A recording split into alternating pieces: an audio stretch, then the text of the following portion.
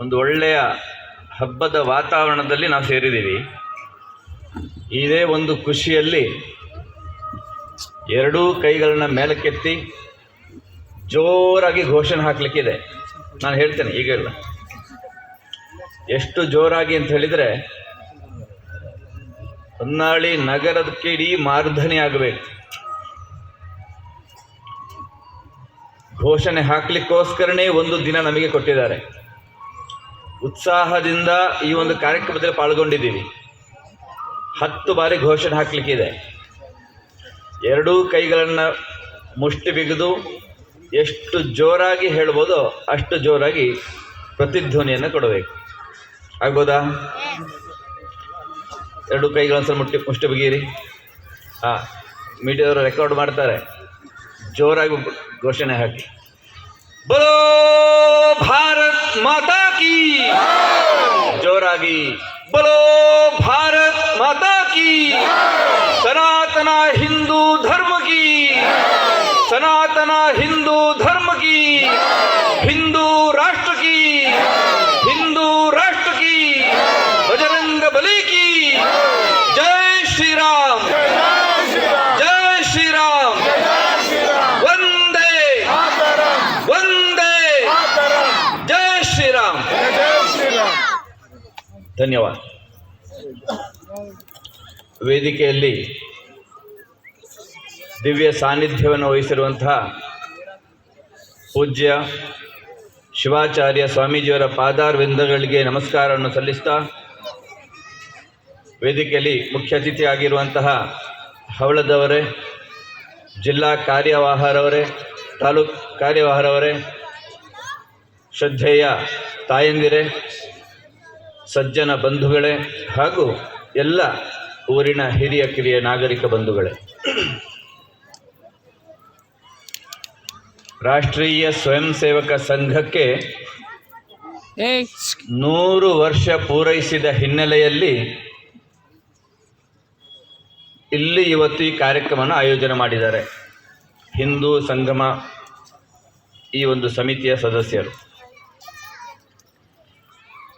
ರಾಷ್ಟ್ರೀಯ ಸ್ವಯಂ ಸೇವಕ ಸಂಘ ಇಡೀ ದೇಶದಾದ್ಯಂತ ಹರಡಿರುವಂತಹ ಅತ್ಯಂತ ದೊಡ್ಡ ಒಂದು ಸಂಘಟನೆ. ಅದು ಒಂದು ಸಂಘಟನೆಯನ್ನು ಪ್ರಾರಂಭ ಮಾಡಿ ಬೆಳೆಸಲಿಕ್ಕೆ ಎಷ್ಟು ಕಷ್ಟ ಇದೆ ಅಂತ ಸಂಘಟನೆ ಬೇರೆ ಬೇರೆ ಸಂಸ್ಥೆಗಳು ನಡೆಸಿದವರಿಗೆ ಅನುಭವ ಇದೆ. ಸರಿಯಾಗಿ ಒಂದು ಕುಟುಂಬವನ್ನು 10, 20, 30 ವರ್ಷಗಳ ಕಾಲ ನಡೆಸಲಿಕ್ಕೆ ಆಗೋದಿಲ್ಲ. ಭಿನ್ನಾಭಿಪ್ರಾಯಗಳು ಬರ್ತವೆ. 10 ಬೇರೆ ಬೇರೆ ಬೇರೆ ಬೇರೆ ಸಂಘ ಸಂಸ್ಥೆಗಳು ನಮ್ಮ ಊರಲ್ಲಿ ಕಲಿವೆ. ಕೆಲವು ಜಿಲ್ಲೆ ಮಟ್ಟಕ್ಕೆ, ಕೆಲವು ತಾಲೂಕು ಮಟ್ಟಕ್ಕೆ, ಕೆಲವು ಪಂಚಾಯತ್ ಮಟ್ಟಕ್ಕೆ, ಕೆಲವು ರಾಜ್ಯ ಮಟ್ಟಕ್ಕೆ. ಆ ಒಂದು ಸಂಘಟನೆ ಪ್ರಾರಂಭ ಆಗಿ ಬೆಳೀತಾ 10-5 ವರ್ಷ ಆಗ್ತಾ ಇದ್ದಂತೆ 2-3 ಬಣಗಳಾಗಿ ಸಂಘಟನೆಗಳಾಗ್ತವೆ. ರಾಷ್ಟ್ರೀಯ ಸ್ವಯಂ ಸೇವಕ ಸಂಘ ಅನ್ನುವಂಥದ್ದು ಒಂದು ಸಣ್ಣ ಸಂಘ ಪ್ರಾರಂಭ ಆದಾಗ, ಆ ಒಂದು ಸಂಘಕ್ಕೆ ಇವತ್ತು 100 ವರ್ಷಗಳಾಯಿತು. ಆ 100 ವರ್ಷದಲ್ಲಿ ಹತ್ತಿರ 1 ಲಕ್ಷ ಸ್ಥಾನಗಳಿಗೆ ಸಂಘ ಇವತ್ತು ತಲುಪಿದೆ. ಸಹಜವಾಗಿ ಒಂದು ಟ್ರಸ್ಟ್ ಅಂತ ಯೋಚನೆ ಮಾಡಿ. ಆ ಒಂದು ಸಂಘ 100 ವರ್ಷಗಳ ಹಿಂದೆ ಮಹಾರಾಷ್ಟ್ರದ ನಾಗಪುರ ಅನ್ನುವಂತಹ ಒಂದು ಪಟ್ಟಣದ ಅಕ್ಷರಶಃ ಇದೇ ಥರ ಒಂದು ಮೈದಾನ. ನಮಗೆ 10,000 ಬಾರಿ ಹೋಗುವಂಥ ಅವಕಾಶ ಎಲ್ಲ ಆಗುತ್ತೆ. ಸಂಘದ ಕಾರ್ಯಕರ್ತರಿಗೆ ಅವಕಾಶ ಸಿಗುತ್ತೆ.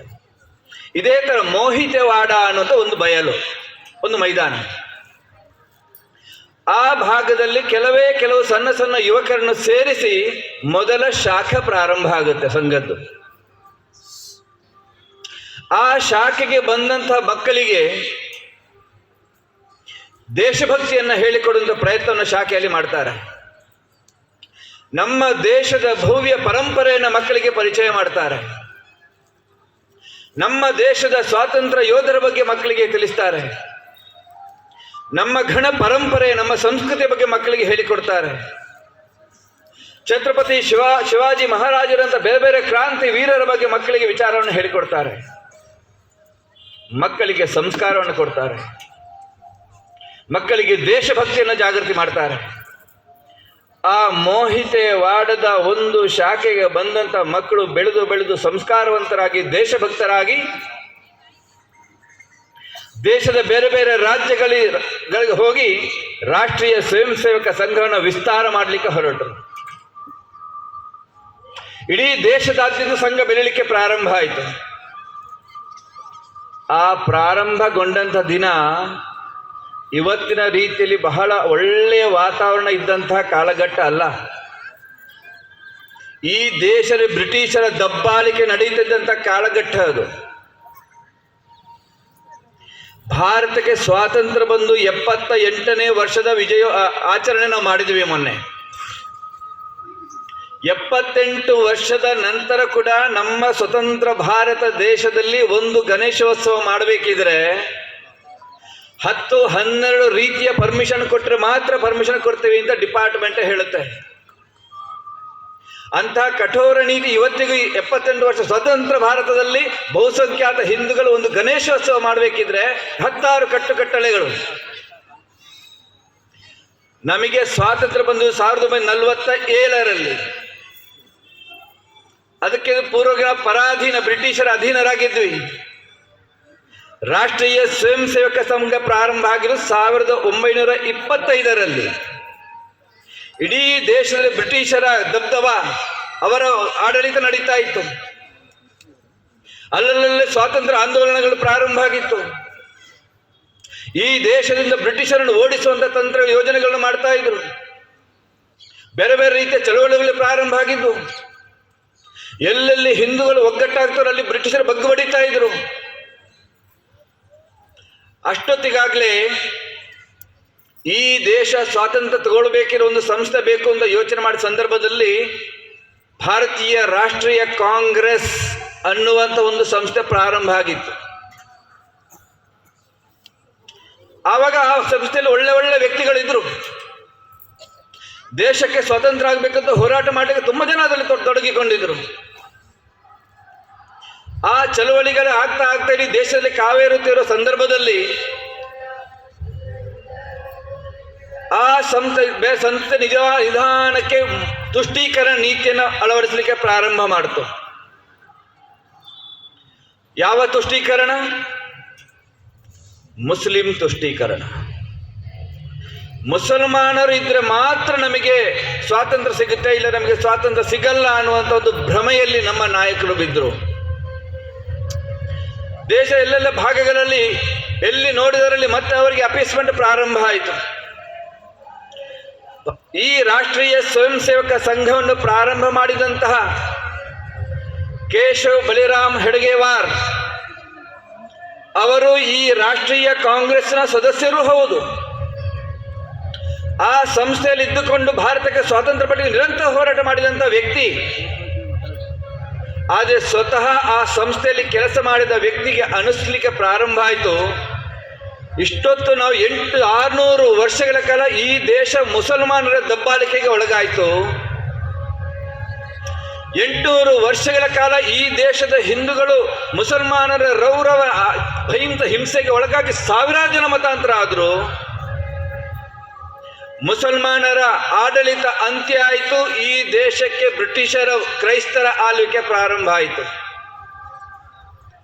ಕ್ರೈಸ್ತರ ಆಳ್ವಿಕೆ ಪ್ರಾರಂಭ ಆದೇ 200 ವರ್ಷ ಆಗ್ತ ಸಂದರ್ಭದಲ್ಲಿ ಸಾವಿರಾರು ಕಡೆಗಳಲ್ಲಿ ಹಿಂದೂಗಳ ಮತಾಂತರವನ್ನು ಮಾಡಿದರು. ಒಟ್ಟು 800-900 ವರ್ಷಗಳ ಕಾಲ ಈ ದೇಶ ಪರಕೀಯರನ್ನು ಈ ದೇಶವನ್ನು ಆಳಿದರು. ಆಗಲೂ ಈ ದೇಶದಲ್ಲಿ ಬಹುಸಂಖ್ಯಾತರ ಹಿಂದೂಗಳೇ ಇದ್ರು. ಆದರೆ 900 ವರ್ಷಗಳ ಕಾಲ ನಮ್ಮ ಈ ಭಾರತ ಪರಕೀಯರ ಆಳಿದ್ರು. ಇಷ್ಟು ಸುದೀರ್ಘ ಕಾಲ ಈ ದೇಶವನ್ನು ಆಳಿದ ನಂತರ ನಮಗೇನಾದ್ರೂ ಒಂದಿನ ಭಾರತಕ್ಕೆ ಸ್ವಾತಂತ್ರ್ಯ ಸಿಕ್ಕಿದ್ರೆ ಭಾರತೀಯ ಆಧಾರದ ಮೇಲೆ ನಮಗೆ ಸ್ವಾತಂತ್ರ್ಯ ಸಿಗಲಿಕ್ಕೆ ಸಾಧ್ಯನಾ? ಭಾರತಕ್ಕೆ ಸ್ವಾತಂತ್ರ್ಯ ಸಿಕ್ಕಿದೆ ಈ ದೇಶದ ಅಸ್ಮಿತೆ, ಈ ಸಂಸ್ಕೃತಿ, ಈ ಧರ್ಮ ಉಳಿಲಿಕ್ಕೆ ಸಾಧ್ಯನಾ? ಹಾಗೆ ಉಳಿಬೇಕು ಅಂತ ಹೇಳಿದ್ರೆ ಈ ತರ ತುಷ್ಟೀಕರಣ ಮಾಡ್ತಾ ಇರುವಂತಹ ಸಂಘ ಸಂಸ್ಥೆಗಳಿದ್ರೆ ಭಾರತಕ್ಕೆ ಸ್ವಾತಂತ್ರ್ಯ ಸಿಕ್ಕಿಯೂ ಪ್ರಯೋಜನ ಆಗಬಹುದೇ ಅಂತ ಮನಗೊಂಡಂತ ಒಬ್ಬ ವ್ಯಕ್ತಿ ಕೇಶವ್ ಬಲಿರಾಮ್ ಹೆಡ್ಗೇವಾರ್ ಈ ಥರದ ತುಷ್ಟೀಕರಣ ಮಾಡುವಂತಹ ಸಂಘಟನೆಗಳಿದ್ರೆ ಸ್ವಾತಂತ್ರ್ಯ ಸಿಕ್ಕಿದ್ರೂ ಉಪಯೋಗ ಇಲ್ಲದ ಸ್ವಾತಂತ್ರ್ಯ ಆಗುತ್ತೆ. ಈ ದೇಶ ಧರ್ಮ ಸಂಸ್ಕೃತಿ ಸಮಾಜ ಉಳಿಬೇಕು ಅಂತಲಾದರೆ ಈ ದೇಶದ ಅಸ್ಮಿತೆಯನ್ನು ಉಳಿಸಿಕೊಂಡಿರುವಂತಹ ಧರ್ಮದ ಮೇಲೆ ಶ್ರದ್ಧೆ ನಿರ್ಮಾಣ ಮಾಡುವಂತಹ ದೇಶಭಕ್ತಿ ಪ್ರೇರಿತ ಹಿಂದೂ ಸಮಾಜ ಇದ್ರೆ ಮಾತ್ರ ಈ ದೇಶವಾಗಿ ಉಳಿಲಿಕ್ಕೆ ಸಾಧ್ಯ. ಹಾಗೆ ಯೋಚನೆ ಮಾಡಿದಂಥ ವ್ಯಕ್ತಿ ಯಾವುದೇ ಎರಡನೇ ಚಿಂತನೆ ಮಾಡಲಿಲ್ಲ. ಸಾಮಾನ್ಯ ಮೈದಾನದಲ್ಲಿ ಆಡುತ್ತಿರುವಂತಹ ಹುಡುಗರನ್ನ ಒಟ್ಟು ಮಾಡಿ ಆ ಮಕ್ಕಳಲ್ಲಿ ಸಣ್ಣ ಸಣ್ಣ ಆಟಗಳನ್ನ ಆಡಿಸ್ತಾ ಆಟದ ಆಸಕ್ತಿಗೋಸ್ಕರ ಬಂದಂತಹ ಮಕ್ಕಳನ್ನ ಸೇರಿಸಿ ಆ ಮಕ್ಕಳಿಗೆ ಈ ದೇಶಭಕ್ತಿಯನ್ನು ಹೇಳಿಕೊಡುವ ಕೆಲಸವನ್ನು ಮಾಡಿದರು. ನಮ್ಮ ತ್ಯಾಗ ಪರಂಪರೆಯನ್ನು ಹೇಳಿಕೊಡುವಂಥ ಕೆಲಸವನ್ನು ಮಾಡಿದರು. ಆ ಮಕ್ಕಳಲ್ಲಿ ಶಿಸ್ತನ್ನು ಬೋಧಿಸಿದರು. ಧರ್ಮದ ಮೇಲೆ ನಿಷ್ಠೆಯನ್ನು ನಿರ್ಮಾಣ ಮಾಡಿದರು. ಹಾಗೆ ಬೆಳೆದಂಥ ಯುವಕರು ಸಂಘ ನಿಧಾನಕ್ಕೆ ವಿಸ್ತಾರ ಆಗಲಿಕ್ಕೆ ಪ್ರಾರಂಭ ಆಯಿತು. ಆ ಭಾಗದಿಂದ ತಾಲೂಕು ಮಟ್ಟಕ್ಕೆ ಹೋಯಿತು, ಜಿಲ್ಲಾ ಮಟ್ಟಕ್ಕೆ ಹೋಯಿತು, ಮಹಾರಾಷ್ಟ್ರ ರಾಜ್ಯ ಮಟ್ಟಕ್ಕೆ ವಿಸ್ತಾರ ಆಯಿತು. ಮಹಾರಾಷ್ಟ್ರದ ಬೇರೆ ಬೇರೆ ಬೇರೆ ಸಾವಿರಾರು ಕಡೆಗಳಲ್ಲಿ ಶಾಖೆಗಳು ಪ್ರಾರಂಭ ಆಯಿತು. ಅಲ್ಲಿಂದ ಬೇರೆ ರಾಜ್ಯಗಳಿಗೆ ಹಬ್ಬಲಿಕ್ಕೆ ಪ್ರಾರಂಭ ಆಯಿತು. ಆ ಮೋಹಿತವಾಡದಲ್ಲಿ ಬೆಳೆದಂಥ ಹುಡುಗರು ಎಷ್ಟೋ ಜನ ತಮ್ಮ ಇಡೀ ಜೀವನ ಕೊಡಲಿಕ್ಕೆ ತಯಾರಾದರು. ಆ ಸಂಕಲ್ಪ ತೊಟ್ಟಂಥ ಯುವಕರನ್ನು ಹೆಡ್ಗೇವಾರ್ ಬೇರೆ ಬೇರೆ ರಾಜ್ಯಗಳಿಗೆ ಕಳಿಸಿದ್ರು. ಆವಾಗಲೂ ಬ್ರಿಟಿಷರ ಕಾಲ ಕಂಡದು.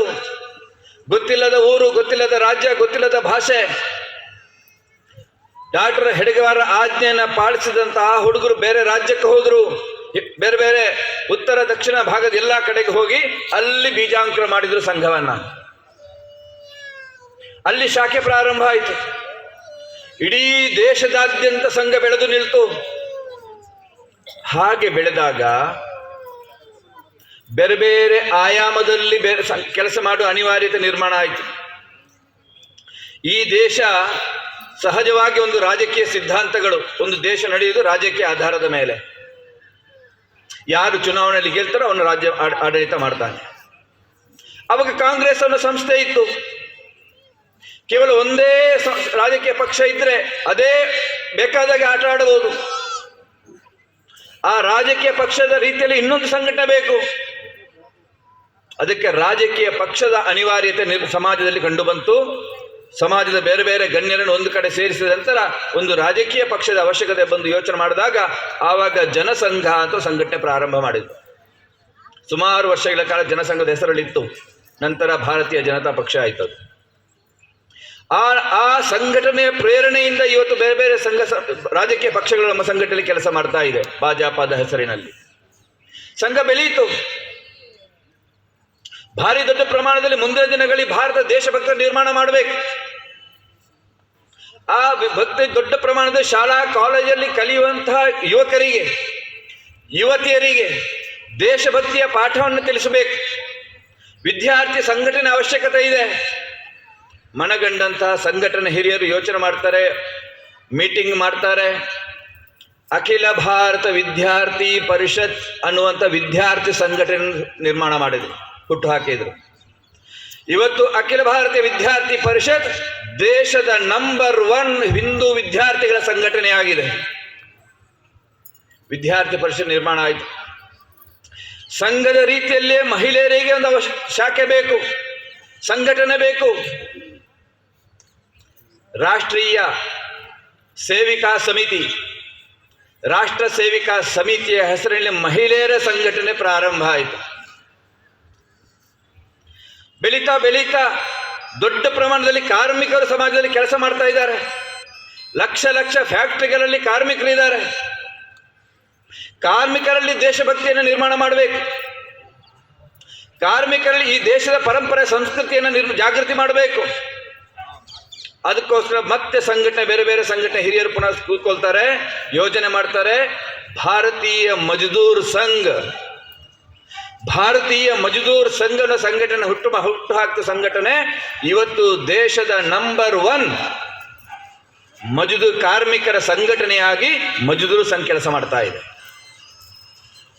ಬ್ರಿಟಿಷರ ಆಡಳಿತ ಕಾಲದಲ್ಲೇ ಸ್ವದೇಶಿಯ ಚಿಂತನೆ ನಡೀತಾ ಇತ್ತು. ಸ್ವಾತಂತ್ರ್ಯ ವೀರ್ ಸಾವರ್ಕರ್ ಸ್ವದೇಶಿ ವಿಚಾರಗಳ ಬಗ್ಗೆ, ವಿದೇಶಿ ವಸ್ತುಗಳ ಬಗ್ಗೆ ಹೋಲಿಯನ್ನು ಮಾಡಿದಂಥ ಉದಾಹರಣೆ ನೋಡಿದ್ರೆ ಕೇಳಿದ್ವಿ ನಾವು. ವಿದೇಶಿ ಕಂಪನಿಗಳು ಭಾರತಕ್ಕೆ ಬಂದು ಭಯಂಕರ ಲೂಟಿ ಮಾಡಿ ಇಲ್ಲಿಯ ಲಾಭವನ್ನು ತೆಗೆದುಕೊಂಡು ಹೋಗ್ತಾ ಇತ್ತು. ಸ್ವದೇಶಿ ಆಧಾರದ ಮೇಲೆ ಸ್ವದೇಶಿ ಜಾಗೃತಿ ಮಾಡಲಿಕ್ಕೋಸ್ಕರ ಸಂಘಟನೆ ಬೇಕು ಅಂತ ಸಂಘಟನೆ ಹಿರಿಯರು ಯೋಚನೆ ಮಾಡ್ತಾರೆ. ಸ್ವದೇಶಿ ಜಾಗರಣ ಮಂಚ್ ಹೆಸರಿನಲ್ಲಿ ಸಂಘಟನೆ ಪ್ರಾರಂಭ ಆಯಿತು. ಇವತ್ತು ಇಡೀ ದೇಶದ ಎಲ್ಲ ರಾಜ್ಯಗಳಲ್ಲಿ ಸ್ವದೇಶಿ ಜಾಗರಣ ಮಂಚ್ ಸಂಘಟನೆ ಕೆಲಸ ಮಾಡ್ತಾ ಇದೆ. ಭಾರತದಲ್ಲಿ ನಿರ್ಮಾಣ ಭಾರತದಲ್ಲಿ ಆಗುವಂತಹ ಕಂಪನಿಗಳ ಬಗ್ಗೆ ಜಾಗೃತಿ ಮೂಡಿಸ್ತಾ, ನಮ್ಮ ದೇಶದ ಹಣ, ನಮ್ಮ ದೇಶ ಸಂಪತ್ತು ಭಾರತದಲ್ಲೇ ಉಳಿಬೇಕು, ವಿದೇಶಿ ಕಂಪನಿಗಳು ಭಾರತದಲ್ಲಿ ಬಂದು ಇಲ್ಲಿ ಹಣ ವ್ಯಾಪಾರ ಮಾಡಬಾರದು ಅನ್ನೋ ಹಿನ್ನೆಲೆಯಲ್ಲಿ ಸ್ವದೇಶಿಯ ವಿಚಾರಗಳನ್ನು ಜಾಗೃತಿ ಮಾಡುವ ದೃಷ್ಟಿಯಿಂದ ಸಂಘಟನೆ ಕೆಲಸ ಮಾಡಲಿಕ್ಕೆ ಪ್ರಾರಂಭ ಮಾಡಿತು. ಧಾರ್ಮಿಕ ಕ್ಷೇತ್ರ, ಬಹುಸಂಖ್ಯಾತ ಹಿಂದೂಗಳಿರುವಂಥ ಈ ದೇಶದಲ್ಲಿ 800-900 ವರ್ಷದ ಆಕ್ರಮಣದ ಕಾರಣದಿಂದಾಗಿ ಈ ದೇಶದ ಬಹುಸಂಖ್ಯಾತ ಹಿಂದೂಗಳಿಗೆ ತಾವು ಯಾರು ಎಂಬುದನ್ನೇ ಮರೆತು ಬಿಟ್ಟಿದ್ರು. ಇವತ್ತಿಗೂ ಕೂಡ ಆ ದಾಸ್ಯ ಮನೋಭಾವ ಹಿಂದೂ ಸಮಾಜದಲ್ಲಿದೆ. ಯಾರದ್ದಾದ್ರೂ ಕೇಳಿ ನೀವು ಹಿಂದೂ ಅಂತ ಹೇಳಿದ್ರೆ ಯಾರು ಹಿಂದೂ? ಹಿಂದೂ ಸಮಾಜ ಇವತ್ತು ಜಾತಿಗಳಾಗಿ ಇವತ್ತು ಗುರುತಿಸಿಕೊಂಡಿದೆ. ಇನ್ನೊಂದು ಗುಂಪು ನಾವು ಹಿಂದೂಗಳೇ ಅಲ್ಲ ಅಂತ ಹೇಳಲಿಕ್ಕೆ ಹೊರಟಿದೆ. ಈ ತರ ಗೊಂದಲಮಯ ವಾತಾವರಣದಲ್ಲಿ ಹಿಂದೂ ಸಮಾಜವನ್ನು ಧಾರ್ಮಿಕವಾಗಿ ಸಂಘಟಿಸಬೇಕು, ಮಠ ಮಂದಿರಗಳಿಗೆ ಶ್ರದ್ಧೆ ನಿರ್ಮಾಣ ಮಾಡಬೇಕು, ಸಾಧು ಸಂತರ ಬಗ್ಗೆ ಗೌರವ ನಿರ್ಮಾಣ ಮಾಡಬೇಕು, ನಮ್ಮ ಕೌಟುಂಬಿಕ ಮೌಲ್ಯಗಳನ್ನು ಉಳಿಸಬೇಕು. 800-900 ವರ್ಷಗಳ ಕಾಲ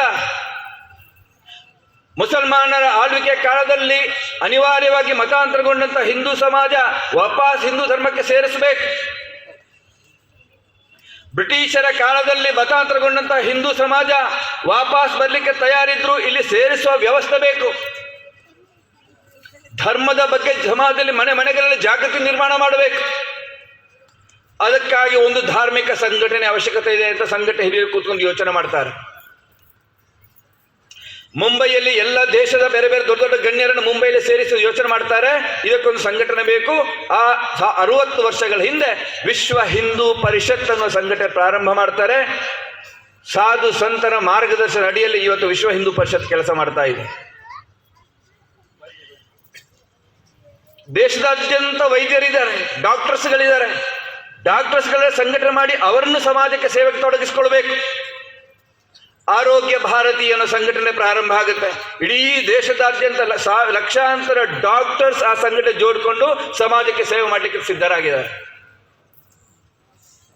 ವಿದ್ಯಾಭಾರತಿ, ಲಕ್ಷಾಂತರ ವಿದ್ಯಾಸಂಸ್ಥೆಗಳು ದೇಶದಲ್ಲಿದೆ. ಆ ವಿದ್ಯಾಸಂಸ್ಥೆಗಳಲ್ಲಿ ಶಿಕ್ಷಣ ಪಡೆಯುತ್ತಿರುವಂತಹ ವಿದ್ಯಾರ್ಥಿಗಳಿಗೆ ಈ ದೇಶದ ಘನ ಶೌರ್ಯ ಪರಂಪರೆಯನ್ನು ಅರ್ಥ ಮಾಡಿಸಿ ದೇಶಭಕ್ತ ಯುವಕರನ್ನು ತಯಾರು ಮಾಡಬೇಕು. ಅದಕ್ಕೋಸ್ಕರ ಕಾರ್ಯಯೋಜನೆಯನ್ನು ಮಾಡುವಂಥ ಒಂದು ಸಂಘಟನೆ ಅವಶ್ಯಕತೆ ಇತ್ತು. ವಿದ್ಯಾಭಾರತಿ ಆ ಸಂಘಟನೆ ಪ್ರಾರಂಭ ಆಗಿ ದೇಶದ ಸಾವಿರಾರು ಶಾಲಾ ಕಾಲೇಜುಗಳಲ್ಲಿ ವಿದ್ಯಾಭಾರತಿ ಇವತ್ತು ಕೆಲಸ ಮಾಡ್ತಾ ಇದೆ. ಹೀಗೆ ಹೇಳ್ತಾ ಹೋದರೆ 1-1.5 ಗಂಟೆ ಇವತ್ತು ಅದಕ್ಕೇ ಬೇಕು. ರಾಷ್ಟ್ರೀಯ ಸ್ವಯಂ ಸೇವಕ ಸಂಘ ಅನ್ನುವಂಥದ್ದು ವಿಶಾಲವಾದ ಒಂದು ವಟವೃಕ್ಷವಾಗಿ ಬೆಳೆದು ನಿಂತಿದೆ. ಸರ್ವವ್ಯಾಪಿ ಸರ್ವಸ್ಪರ್ಶಿ ಅಂತ ಹೇಳ್ತೀವಿ ನಾವು. ಸರ್ವವ್ಯಾಪಿ ಅಂತ ಹೇಳಿದರೆ ಈ ದೇಶದ ಎಲ್ಲ ರಾಜ್ಯಗಳ, ಎಲ್ಲ ಜಿಲ್ಲೆಗಳ, ಎಲ್ಲ ತಾಲೂಕಿನ ಲಕ್ಷಾಂತರ ಗ್ರಾಮಗಳಲ್ಲಿ ಸಂಘ ಇವತ್ತು ತಲುಪಿದೆ. ಸರ್ವವ್ಯಾಪಿ. ಸರ್ವಸ್ಪರ್ಶಿ, ಹಿಂದೂ ಸಮಾಜದಲ್ಲಿ ಎಷ್ಟು ಜಾತಿಗಳಿದೆಯೋ, ಎಷ್ಟು ವೃತ್ತಿಗಳಿದೆಯೋ, ಎಷ್ಟು ಉದ್ಯೋಗಗಳಿದೆಯೋ, ಎಲ್ಲ ಜಾತಿಯ, ಎಲ್ಲ ಉದ್ಯೋಗದ, ಎಲ್ಲ ವರ್ಣದ ವ್ಯಕ್ತಿಗಳನ್ನು ಕೂಡ ಸಂಘ ತನ್ನದು ಜೋಡಿಸಿಕೊಂಡಿದೆ. ಇಲ್ಲಿ ಮೇಲ್ವರ್ಗ, ಕೆಳವರ್ಗ, ಜಾತಿ ಭೇದ, ಉಚ್ಚ ನೀಚ, ಭಾಷಾ ಭೇದ ಯಾವುದೂ ಇಲ್ಲ. ರಾಷ್ಟ್ರೀಯ ಸ್ವಯಂ ಸೇವಕ ಸಂಘದ ಜೋಡಿಸಿಕೊಂಡಂಥ ಎಲ್ಲರದು ಒಂದೇ ಒಂದು ಮಂತ್ರ, ನಾವೆಲ್ಲ ಹಿಂದೂ, ನಾವೆಲ್ಲ ಒಂದು. ಇಲ್ಲಿ ಯಾರು ಯಾವ ಜಾತಿ ಅಂತ ಕೇಳುವುದಿಲ್ಲ. ಅದಕ್ಕೋಸ್ಕರ 100 ವರ್ಷ ಇಲ್ಲಿ ಸಂಘ ನಡೆದಿದೆ. ಇಲ್ಲಿ ಯಾರದೇ ಬಾಸಿಸಮ್ ಇಲ್ಲ. ಇಲ್ಲಿ ಕೆಲಸ ಮಾಡುವ ಯಾರು ದುಡ್ಡು ಕೊಡುವುದಿಲ್ಲ, ಸಂಬಳ ಕೊಡುವುದಿಲ್ಲ. ನಿಸ್ವಾರ್ಥ ಭಾವವನ್ನು ಸಂಘ ಹೇಳಿಕೊಡುತ್ತೆ, ತ್ಯಾಗವನ್ನು ಹೇಳಿಕೊಡುತ್ತೆ. ಹೊರಗಿನ ಸಮಾಜ ಜನಗಳಿಗೆ ಈ ಸಂಘದಲ್ಲಿ ಯಾಕಪ್ಪ ಮಾಡ್ತಾರೆ ಅಂತ ಅನಿಸಬಹುದು. ಬಹುಶಃ ಇನ್ನು ಕೆಲವು ಯೋಚನೆ, ಇವರು ಭಾರಿ ಫಂಡ್ ಬರುತ್ತೆ ಇವರಿಗೆ, ಅದಕ್ಕೂ ನೀವು ಕೆಲಸ ಮಾಡ್ತಾರೆ ಅಂತ ಅನಿಸಬಹುದು. ಹಾಗಿದ್ರೆ ಇವತ್ತು ಸಂಘ 100 ವರ್ಷ ನೋಡ್ತಾ ಇರಲಿಲ್ಲ. ಯಾರೋ ಕೊಟ್ಟ ಫಂಡಿನಿಂದ ಸಂಘ ಕೆಲಸ ಮಾಡುವುದಾದ್ರೆ ಅಂತ ಸಂಘಟನೆಗಳು ಮ್ಯಾಕ್ಸಿಮಮ್ 10 ವರ್ಷ ಉಳಿಯುವುದಿಲ್ಲ. ಇಲ್ಲಿ ಯಾರೂ ದುಡ್ಡು ಕೊಡುವುದಿಲ್ಲ, ದುಡ್ಡು ತಮ್ಮ ಜೋಬಿಂದ ಖರ್ಚು ಮಾಡಬೇಕಾಗುತ್ತೆ. ಇವತ್ತು ಈ ಕಾರ್ಯಕ್ರಮ ಆಯೋಜನೆ ಮಾಡಿದ್ದಾರೆ. ಇಂತಹ ಕಾರ್ಯಕ್ರಮ ನಿಮ್ಮ ಇದೇ ಒಂದು ದಾವಣಗೆರೆ ಜಿಲ್ಲೆಯಲ್ಲೇ, ನಿಮ್ಮ ತಾಲೂಕಿನಲ್ಲೇ ಸುಮಾರು 10-15 ಕಡೆ ನಡೆಯುತ್ತದೆ. ನಿಮ್ಮ ಒಂದು ಜಿಲ್ಲೆಯಲ್ಲಿ ಒಂದು 30 ಕಡೆಯಲ್ಲಿ ಈಗ ಕಾರ್ಯಕ್ರಮ ನಡೆಯುತ್ತವೆ. ಅಷ್ಟು ಕಡೆ ಯಾರು ದುಡ್ಡು ಕೊಟ್ಟಿಲ್ಲ. ಸಂಘದಲ್ಲಿ ಆಲ್ರೆಡಿ ಕೆಲಸ ಮಾಡ್ತಾ ಇರುವಂತಹ ಕಾರ್ಯಕರ್ತರು, ಬಿಸ್ನೆಸ್ ಮನ್ಗಳು ಯಾರ್ಯಾರಿದೆ ಸ್ವಲ್ಪ ನಮ್ಮಿಂದಷ್ಟು, ನನ್ನ 10 ರೂಪಾಯಿ, ನನ್ನ 50 ರೂಪಾಯಿ ಅಂತ ಹೇಳಿ ಸಂಗ್ರಹ ಮಾಡಿ ಆ ಕಾರ್ಯಕ್ರಮ ಮಾಡ್ತಾರೆ. ಇವರು ಕೆಲಸ ಮಾಡುವಂತಹ ಸಮಿತಿಯವರು ಇರ್ಬೋದು, ಕಳೆದ 16 ವರ್ಷದ ಕೆಲಸ ಮಾಡುವ ಸ್ವಯಂ ಸೇವಕರು ಇರ್ಬೋದು.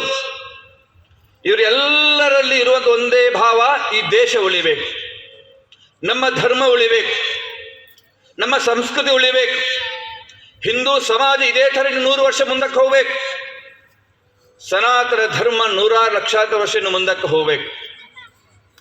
ಬಂಧುಗಳೇ, ನಾವೆಲ್ಲ ಹಿಂದೂಗಳು ಅಂತ ಕರೀಲಿಕ್ಕೆ ನಮಗೆ ಹೆಮ್ಮೆ ಆಗಬೇಕು. ಸನಾತನ ಹಿಂದೂ ಧರ್ಮ ಅಂತ ನಮ್ದು ಹೆಸರು. ಲಕ್ಷಾಂತರ ವರ್ಷಗಳಿಂದ ಬಂದಿರುವಂಥ ಧರ್ಮ ಇದು. ಇವತ್ತು ನಿನ್ನೆದಲ್ಲ. ಆದರೆ ಬಹುಸಂಖ್ಯಾತ ಹಿಂದೂಗಳೇ ಇರುವಂಥ ಈ ದೇಶದಲ್ಲಿ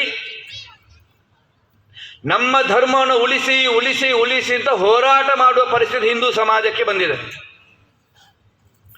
ಈ ಶಾಂತವಾಗಿರುವಂತಹ ಸರ್ವ ಧರ್ಮ ನಿಜವಾಗಿ ಸಮನ್ವಯವನ್ನು ನೋಡ್ತಾ ಇರುವಂತಹ, ನಿಜವಾಗಿ ಶಾಂತಿ ಸಹಬಾಳ್ವೆಯನ್ನು ಅಪೇಕ್ಷೆ ಪಡುವಂತಹ ಹಿಂದೂ ಧರ್ಮದ ಮೇಲೆ ಮೊನ್ನೆ ಬಂದಿರುವಂತಹ 2 ಪರಕೀಯ ಮತಗಳು ನಿರಂತರವಾಗಿ ಇನ್ನೂ ದಾಳಿ ಮೇಲೆ ದಾಳಿ ನಡೀತಾನೇ ಇದೆ.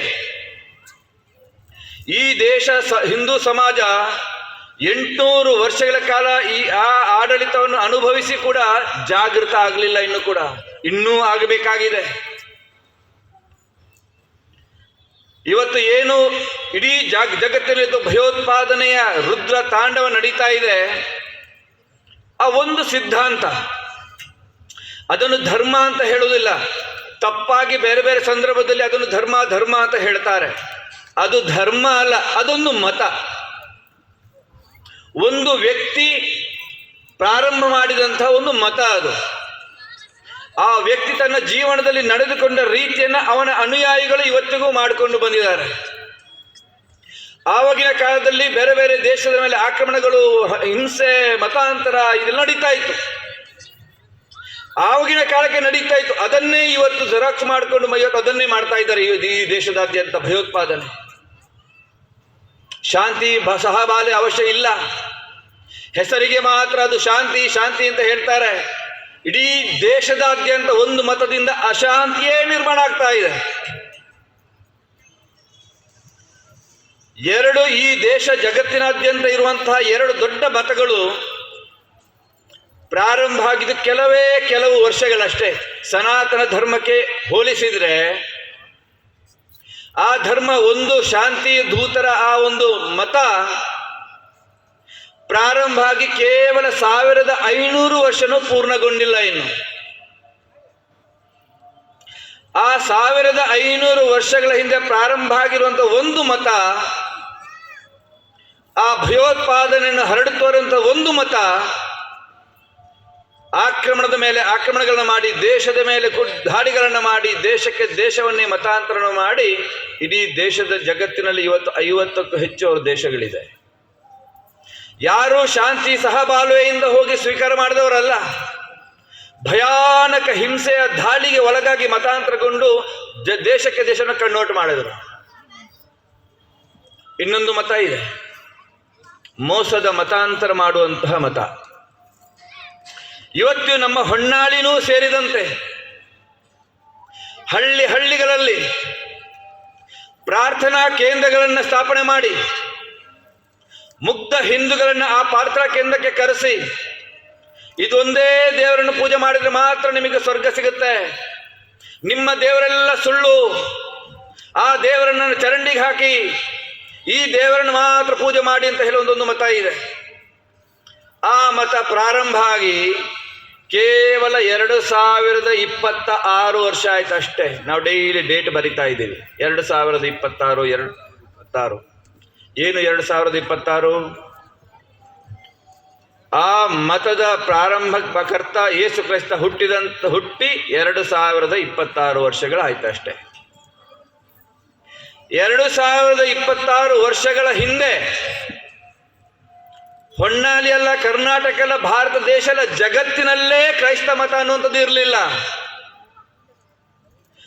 ಆ 2000 ವರ್ಷದಲ್ಲಿ ಕೈಯಲ್ಲಿ ಕತ್ತಿ ಗುರಾಣಿಗಳನ್ನು ಹಿಡಿದು ಬೈಬಲನ್ನು ಹಿಡಿದು ಜನಾಂಗಗಳ ಮೇಲೆ ಆಕ್ರಮಣ ಮಾಡಿದ್ರು. ಆ ಜನಾಂಗವನ್ನು ಮತಾಂತರ ಮಾಡಿದ್ರು.